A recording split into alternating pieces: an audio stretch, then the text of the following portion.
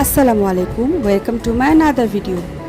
আমার এই রেসিপিটি ফলো করলে আপনারা ঘরে বসে বানিয়ে নিতে পারবেন রেস্টুরেন্ট স্টাইলে পটেটো ওয়েজেস। বানাতে যা যা লাগছে, একটি কাপে আপনি প্রথমে নিয়ে নেবেন 3 table spoon cornflour, 2 table spoon normal flower যেটা ময়দা, আর অরিগেনো, তারপর একটু লাল মরিচ গুঁড়ো দিয়েছি, লবণ দিয়েছি, টেস্টিং সল্ট দিয়েছি। যেহেতু এটা একটা চটকদার জিনিস হতে চলেছে, তাই আমি অ্যাড করছি এখানে টেস্ট মেকার।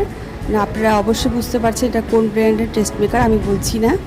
এখন ড্রাই ময়দাতে একটু মাখিয়ে নিচ্ছি আমার বয়েলড করা পটেটোগুলো। কোটিংটা করে তুলে তারপর আমি যে ব্যাটারটা তৈরি করেছি, থিক ব্যাটারটা, সেটাতে ডুবিয়ে আমি এটাকে তেলে ভেজে নিব।